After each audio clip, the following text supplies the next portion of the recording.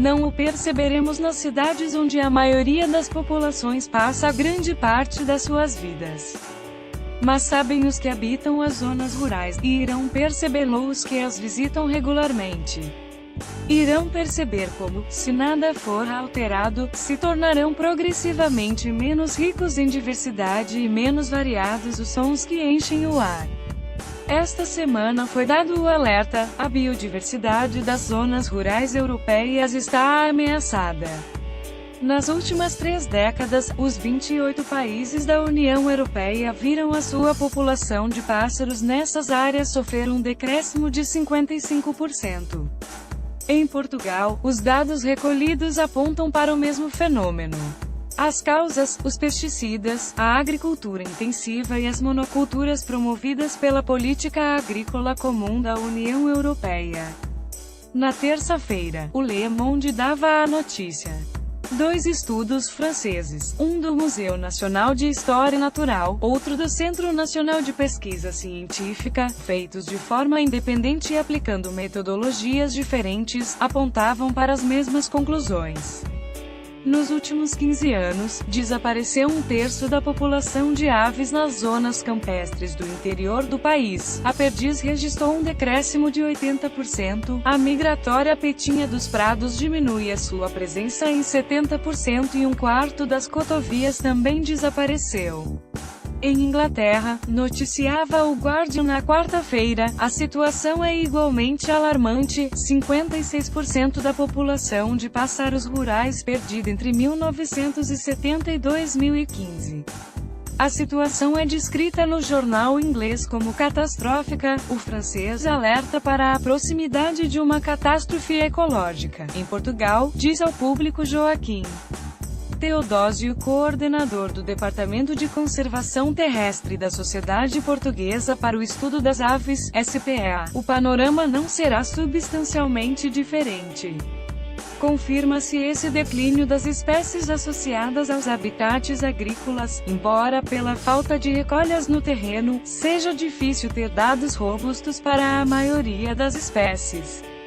Ainda assim, é possível classificar como preocupante, por exemplo, a situação da rola brava e do picanço barreteiro. Entre 2004 e 2014, registrou-se um decréscimo de 54% e 65% nas respectivas populações de pássaros.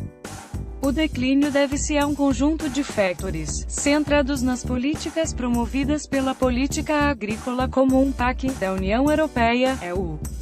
A generalização de pesticidas, em particular os neonicotinoides, tem dizimado as populações de insetos de que muitas espécies de pássaros se alimentam.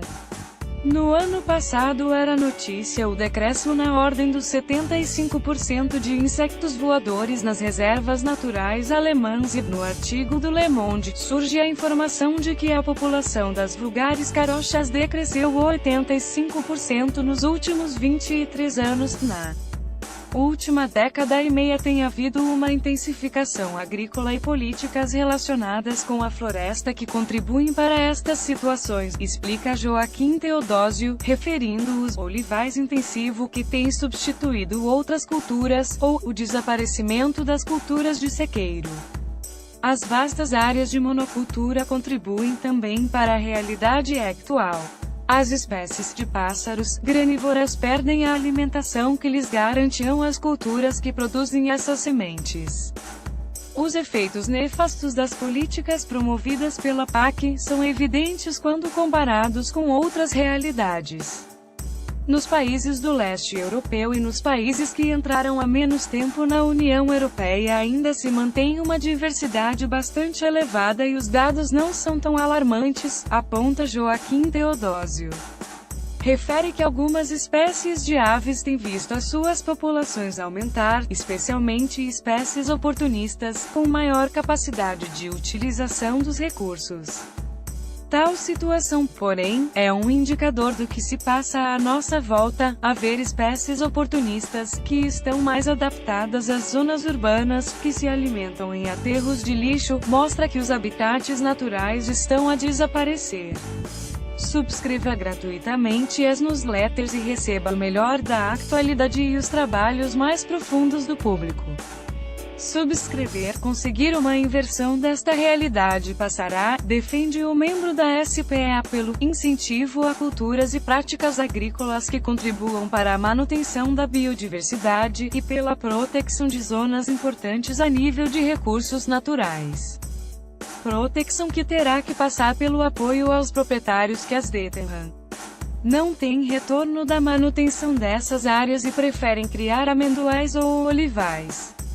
É preciso que tenham incentivos e apoios para as manter. O desenvolvimento de estratégias que permitam combater esta perda generalizada em toda a Europa depara-se com obstáculos em Portugal. Um deles é a falta de informação detalhada da realidade local. Temos muita falta de informação e de informação robusta. Era necessário ter uma boa cobertura do país, com dados de boa qualidade recolhidos anualmente, mas não é fácil consegui-lo quando não há investimento, lamenta Joaquim Teodósio. Os dados agora fornecidos ao público resultam do Censo de Aves Comuns que a SPA lançou em 2004 e são atualizados por voluntários que se disponibilizam para fazer monitorização de áreas de terreno que lhes são atribuídas. Em Espanha são 1000 voluntários, nós temos 40, 50 por ano a fazer um trabalho essencial e a recolher informação que o país é obrigado a fornecer. Ocasionalmente, surgem possibilidades de candidatura a fundos de apoio rural, o que é insuficiente para um trabalho que exige continuidade. Hoje em dia já se fazem coisas como a monitorização do ar nas cidades, mas outras são esquecidas, talvez por não ser tão evidente e próximo à maioria da população o impacto que tem.